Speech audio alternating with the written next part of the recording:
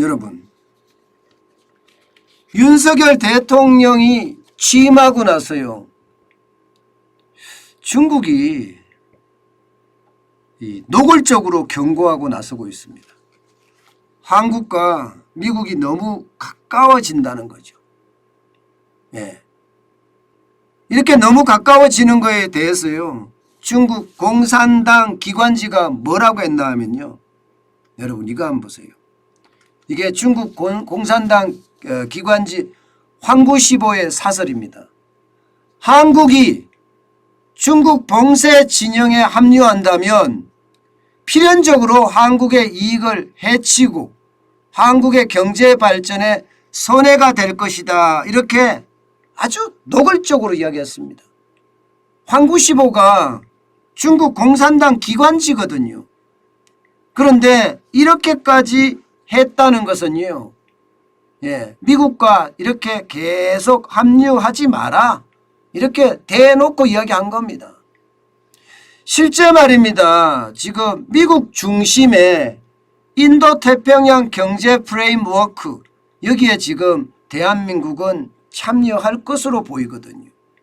여러분, 이 지도에서 보면 딱 중국만, 예, 완전히 뭐라 그럴까, 빼버리면서 완전히 예배를 시켜버리고 있습니다. 지금 보십시오. 미국과 한국, 일본, 베트남, 필리핀, 브루나이, 호주, 뉴질랜드, 인도네시아, 싱가포르, 말레이시아, 태국까지도, 예, 지금 반중 노선에 합류를 한다는 거예요. 인도태평양 경제 프레임워크에 참여하게 된다면 말입니다. 이렇게 된다면 아무래도 말입니다, 중국 입장에서는 고립될 수밖에 없죠. 게다가, 예, 지금 공급망 재편도 굉장히 서두르고 있거든요. 미국은요. 지금까지는 세계의 공장이라고 하는 중국에서 제품을 생산해서 미국으로 수입했지만 이거 안 되겠다. 중국에 너무 의존하다 보니까 이게 결국 종속될 수도 있다 하는 생각에 사실상 여러분 보시다시피, 예, 중국을 고립시키면서 공급망 재편도 이루고 있습니다. 이런 와중에, 예, 조 바이든 대통령이 한국에 옵니다. 그리고 인도태평양 경제 프레임워크 IPEF에 대해서 설명도 할 거고요. 또 여기에서, 예, 윤석열 대통령은 참여할 거라 하는 이야기도 할 것으로 예상이 됩니다.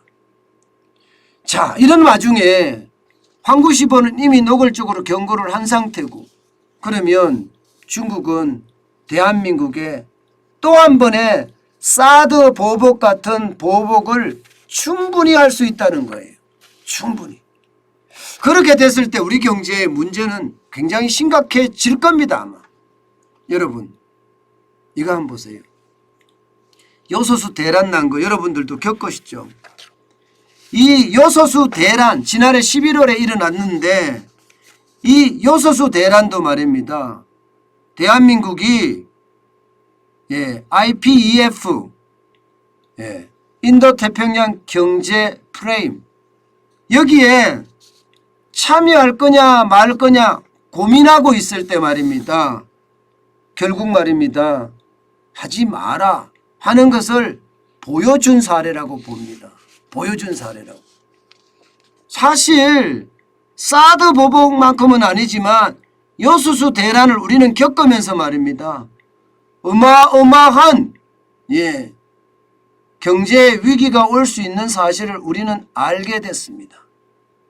여러분도 알다시피 우리는 중국에, 예, 지금 필수 원자재를 의존하는 게 굉장히 많습니다. 그 의존하는 게 만약에 요소수 대란 때처럼 순차적으로 전략물자를 수출을 금지한다면 어떻게 될까요? 그러면 여러분 심각한 문제가 발생할 수도 있어요.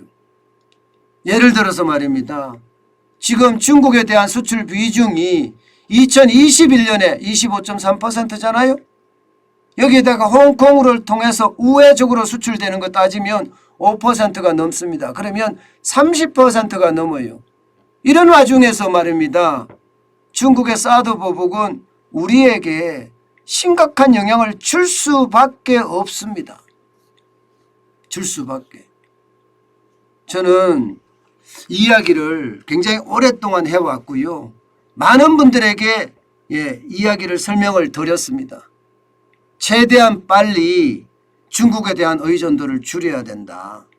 그렇지 않으면 우리가 사드 보복 같은 최악의 상황을 또 당할 수도 있다. 그런 말씀 많이 드렸어요. 그런데도 불구하고 지금 문재인 정부 때까지 계속 전략은 그거예요. 경제는 중국, 안보는 미국. 사실 여러분, 우리가 경제는 중국이라고 이야기했는데 중국으로부터 얼마나 우리가 이득을 얻었습니까? 중국의 필요에 의해서 우리가 있는 거예요. 중국의 필요에 의해서. 우리의 어떤 경제력이 강해서 있는 것이 아니란 뜻이에요. 왜냐하면 중국하고 우리하고 사실 전력을 따져보면 완전한 비대칭입니다. 완전한 비대칭. 왜냐하면요, 대한민국이 중국의 무역 의존도는 15.7%예요. 지난 10년간. 그런데 중국의 대한국 무역 의존도는 2.5%밖에 안 됩니다. 차이가 거의 이게 몇 배나 되나요? 10배는 안 되지만 6배가량은 되죠. 6배. 7배? 7배가량 되겠네요. 7배는 아니고 6배가량 되겠네요. 그럼 결국 말입니다. 중국과 우리의 어떤 사드 보복 같은 그런 중국의 보복이 오면 우리는 6배의 어떤 타격을 받고 중국은 1배 타격을 받지, 1배밖에 타격을 받지 않는다는 결론이 생깁니다. 그러니까 이게요, 여러분.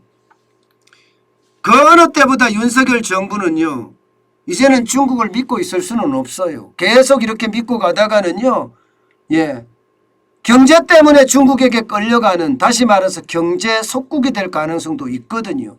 때문에 수출 다변화시키고 우리는 지금까지 안미 경중이라고 했나요? 안보는 미국, 경제는 중국. 이게 아니라 이제는요, 안보도 미국, 경제도 미국. 이렇게 대전환의 발상 빨리빨리 찾아내야 됩니다. 그렇지 않고 계속해서 지금처럼의 어떤 방법을 가져간다면요, 결국 말입니다. 중국의 위협에서 우리는 벗어나지 못할 가능성도 굉장히 커집니다. 사드 보복이요? 여러분, 사드 보복 보세요. 우리한테 타격은 어마어마하게 줬습니다. 명목 GDP로 봤을 때 우리는요 0.52%가 떨어졌고요. 중국은 0.01%가 떨어졌습니다. 별로 떨어진 것도 아니죠. 수출에서는 중국이야 손실이 굉장히 적었고요. 우리는 1조 4천억 정도. 투자는 중국 입장에서는 오히려 손해봤다고 하지만 관광 쪽에서는요 7조 1천억까지, 문화 콘텐츠는 87억까지. 그래서 전체적으로 현대경제연구원에서 발표한 걸 보면 8조 5천억 정도의 어떤 사드발 경제 손실이 일어났다고 하거든요. 물론 이거보다가 앞으로는 더 커지겠죠. 규모도 커졌으니까 더 커지겠지만 제일 중요한 것은요, 옛날처럼 중국을 그냥 그러려니, 또 경제는 중국이 함께 가려니 그런 생각하면 절대 되지 않습니다. 중국 기본적으로 그렇잖아요. 살을 내주고 뼈를 치는 전략이라고 하나요? 살을 좀 내주면서 대신에 상대방의 뼈를 부러뜨린다는 거예요. 그런 전략 실제로 많이 썼습니다. 여러분도 알다시피 한알령이 생겨서 중국에서 우리 엔터테인먼트, 뷰티, 관광 완전히 다 무너지는 그런 상황을 우리는 봤잖아요. 게다가 롯데가 중국 사업이 완전히 망하는 그런 상황도 봤고요. 그래서 그 어느 때보다 제2의 사드 보복도 충분히 앞으로 예견될 수 있는 상황입니다. 때문에 그에 대한 대비책 하나씩 하나씩 마련해 가야 됩니다. 그냥 가만히 있다가는요. 요소수 대란 같은 그런 대란이 동시다발적으로 마구 터질 수도 있습니다. 그러면 우리 경제에 올 수 있는 그 영향은요. 진짜 장난 아닐 겁니다. 그 어느 때보다 이게 저는 중국에서 우리가 좀 벗어날 수 있는 의존도를 줄일 수 있는 그런 TF도 만들어서 제대로 연구도 하고 방법도 찾아내고 그런 게 그 어느 때보다 필요하지 않을까 그런 생각 저는 자주 하고 있습니다. 중국은요 절대로 대한민국을 그저 도와주지는 않습니다. 지금까지도 그랬고요. 앞으로도 그럴 겁니다. 때문에 우리도 중국의 어떤 소나기에서 벗어날 수 있는 다양한 방법을 찾아야 된다. 무역 다변화는 당연하고요.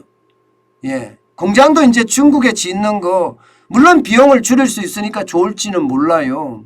그렇지만 우리가 굉장히 고민을 해야 됩니다. 이제는요. 무턱대고 중국 시장에 들어가서 있는 거 없는 거 다 뺏기고 그야말로 맨몸으로 돌아오는 그런 일은 더 이상 없어야 되겠습니다.